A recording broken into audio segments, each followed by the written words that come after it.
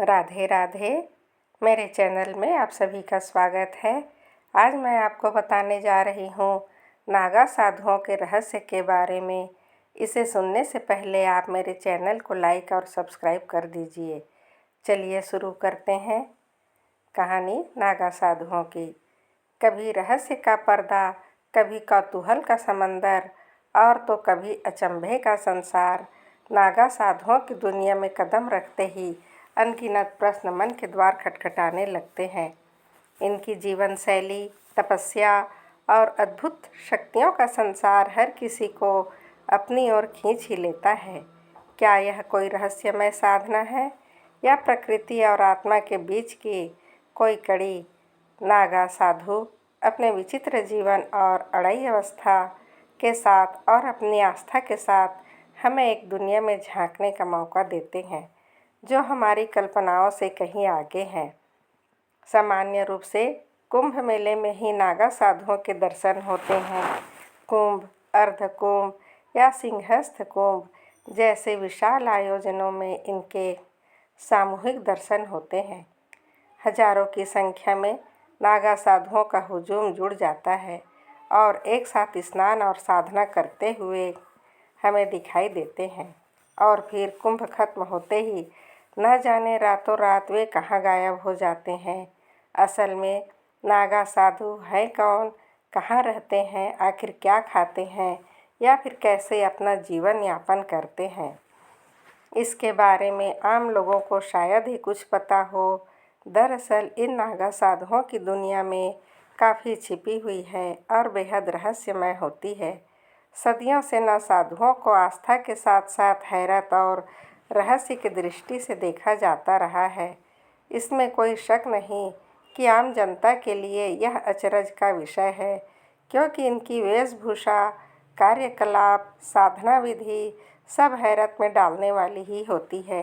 यह कब किस पल खुश हो जाए और कब नाराज, कोई नहीं बता सकता है। बहुत कम लोग जानते हैं कि साधु सनातन धर्म के रक्षक होते हैं। इनका काम केवल साधना और वैराग्य तक सीमित नहीं है, बल्कि यह धर्म और संस्कृति की रक्षा के लिए हमेशा से तैयार रहते हैं और अपने प्राणों की आहुति देने से भी कभी भी पीछे नहीं हटते।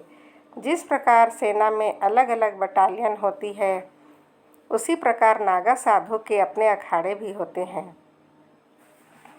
इन अखाड़ों में साधु कठोर अनुशासन के साथ जीवन जीते हुए युद्ध अभ्यास करते हैं और विभिन्न शस्त्रों के प्रयोग में महारत हासिल कर लेते हैं। इनके जैसा कठोर प्रशिक्षण और अभ्यास दुनिया के किसी सेना में नहीं होता है। चाहे हाड़ को कपकपाती हुई बर्फीले पहाड़ हो, ठंड हो या फिर झुलसती हुई गर्मी, यह सब जगह नंगे बदन ही रहते हैं। इनका अभ्यास और इनकी साधना ही दुनिया का सबसे खतरनाक सैनिक बता देता है। नागा साधु कई तरह के योग में पारंगत होते हैं, जिससे उनकी संघर्ष शक्ति बहुत ही ज़्यादा हो जाती है। यह एक सैन्य टुकड़े की तरह ही सुसज्जित होते हैं। इनकी परेड भी सैन्य रेजिमेंट की तरह ही होती है। त्रिशूल, तलवार, भाला, गदा और शंख धारण करते हैं। ये इनके अस्त्र ही इनके श्रृंगार भी होते हैं। इतिहास के पन्नों में नागा साधुओं की वीरता और पराक्रम के कई उदाहरण हमें मिलते हैं। जब भी धर्म पर संकट आया, नागा साधुओं ने अपने युद्ध कला और साहस से दुश्मनों के छक्के छुड़ा दिए हैं।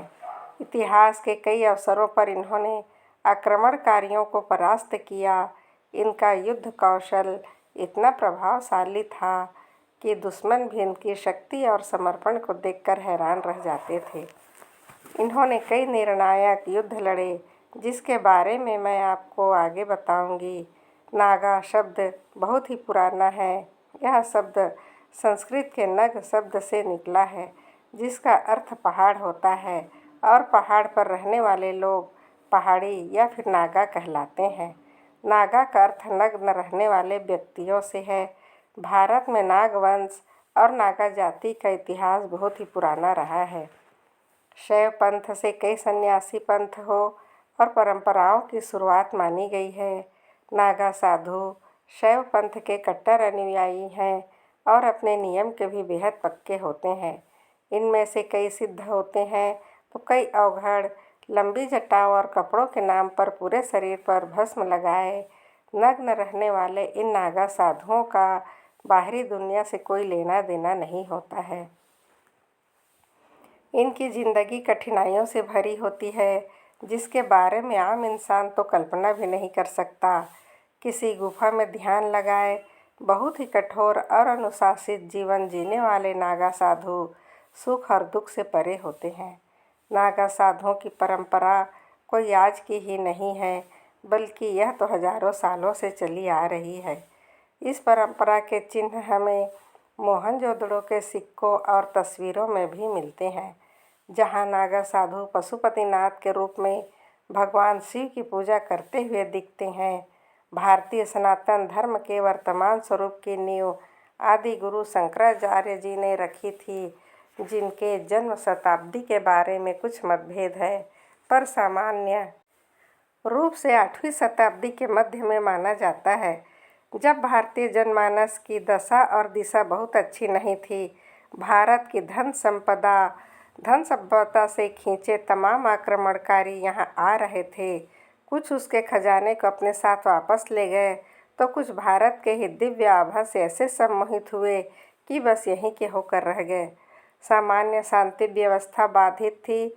ईश्वर, धर्म और धर्मशास्त्रों को तर्कशास्त्र और शास्त्र सभी तरह की चुनौतियों का सामना करना पड़ रहा था। ऐसे में ही शंकराचार्य जी ने सनातन धर्म की स्थापना के लिए कई कदम उठाए, जिनमें से एक था देश के चारों कोनों पर चारों पीठों का निर्माण कराना, जिसकी व्यवस्था आज तक चली आ रही है। यदि गुरु ने मठों मंदिरों की संपत्ति को लूटने वालों के लिए नागा साधुओं की स्थापना की थी, कुंभ में यह कहाँ से आते हैं किसी को भी नहीं पता होता है। बस एक भीड़ का सैलाब उभरता है और लहरों को शांत होते ही वे न जाने कहाँ अदृश्य हो जाते हैं। अखाड़ों के ज़्यादातर नागा साधु हिमालय, काशी, गुजरात और उत्तराखंड में रहते हैं। यह सभी गांव या शहर से दूर पहाड़ों की गुफाओं, कंदराओं में ही साधना करते हैं। नागा साधु एक गुफा में कुछ साल रहने के बाद अपनी जगह बदल लेते हैं, ताकि लोगों के संपर्क में आने से वह बच सके।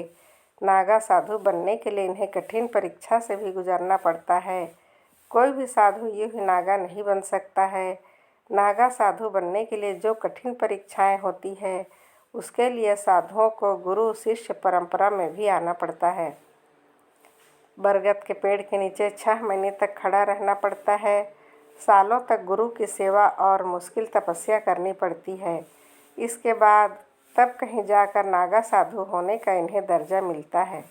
महाकुंभ के दौरान नागा साधु बनाए जाने की प्रक्रिया शुरू हो जाती है, लेकिन हर किसी के लिए नागा बनना संभव नहीं है। नागा बनने के लिए दृढ़ इच्छा शक्ति और सन्यासी जीवन जीने की प्रबल इच्छा होनी बेहद ज़रूरी होती है। नागा को सामान्य दुनिया से हटकर बनना, असामान्य जीवन व्यतीत करना पड़ता है।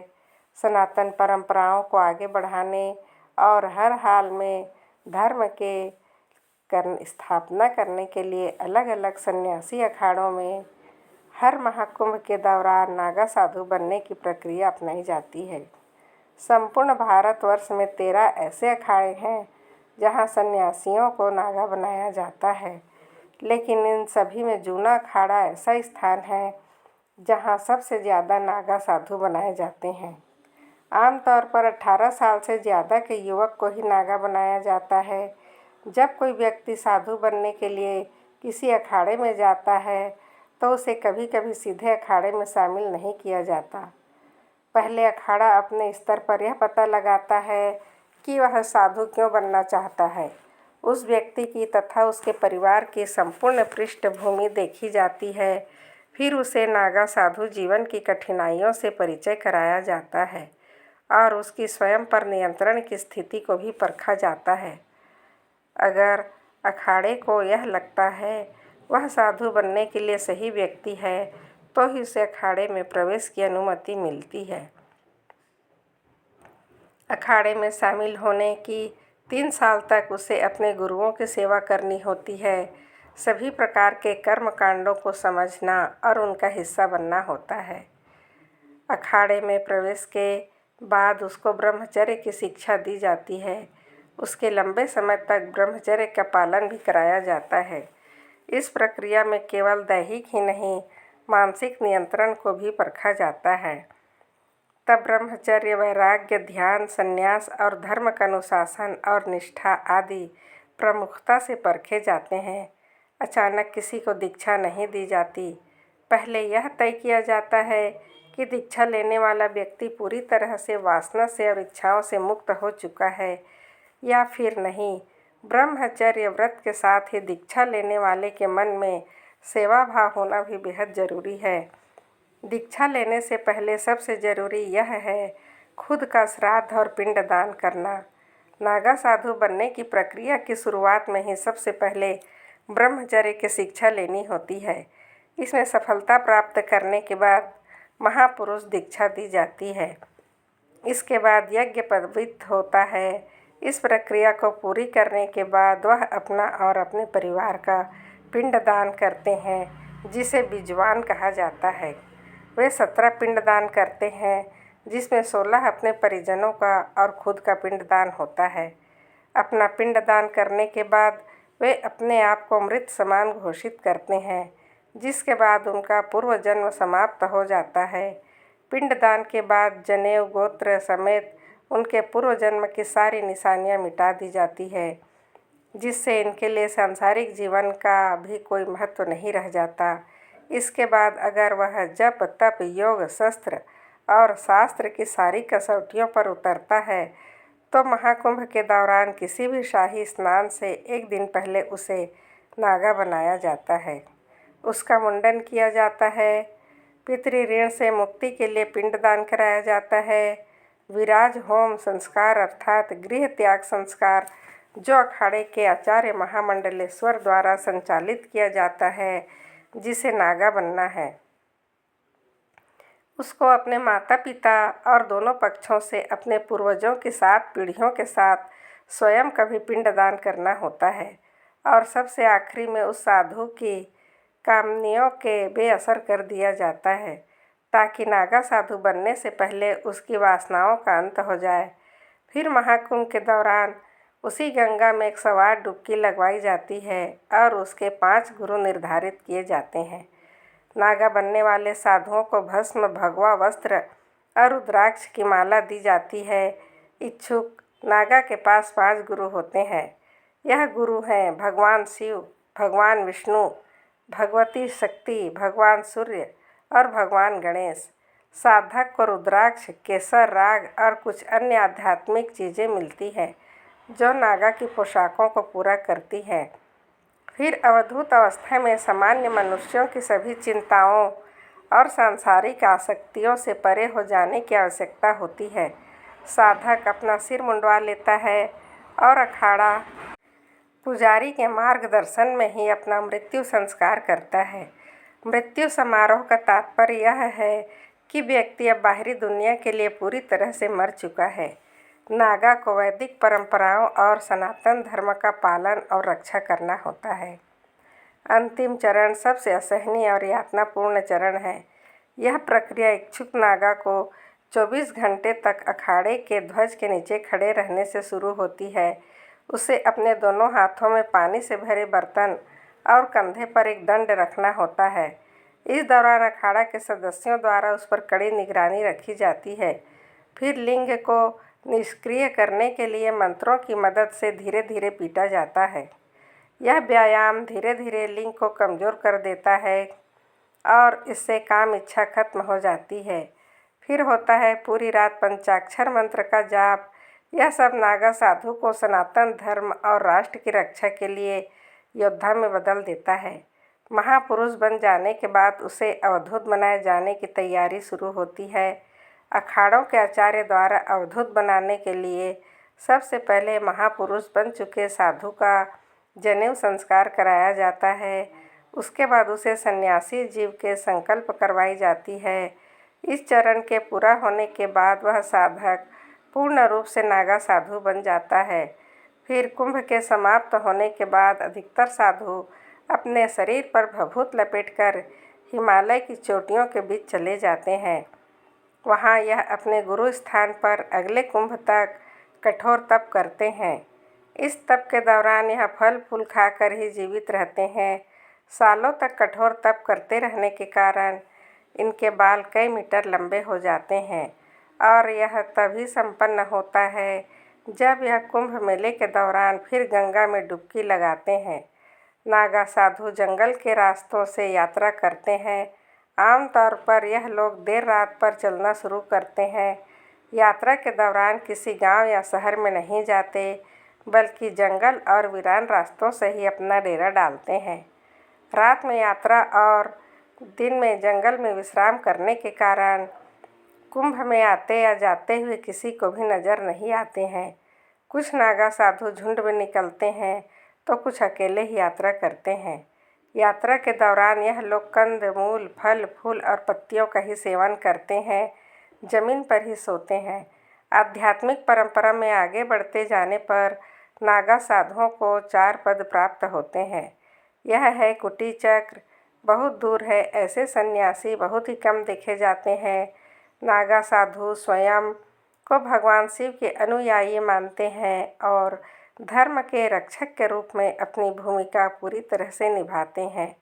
जब जब समाज या धर्म पर संकट आया, तब तब इन लोगों ने क्षत्रिय धर्म का पालन करते हुए अस्त्र उठा लिए। इनकी साधना और अस्त्र शस्त्र दोनों का केवल आत्मरक्षा और धर्म रक्षा करना उपयोग है। इतिहास में जब भारत पर मुगलों और अन्य विदेशी आक्रमणकारियों ने आक्रमण किया, तो नागा साधुओं ने अपने अस्त्र शस्त्र उठाए और हिंदू मंदिरों, परंपराओं और समाज की रक्षा के लिए लड़ाइयाँ लड़ी। अपने शौर्य और बलिदान के लिए तो जाने ही जाते थे। नागा साधु विदेशी आक्रमणकारियों के खिलाफ हमेशा सतर्क रहे। उन्होंने कई बार मंदिरों और तीर्थ स्थलों की रक्षा के लिए अपने हथियार उठाए हैं।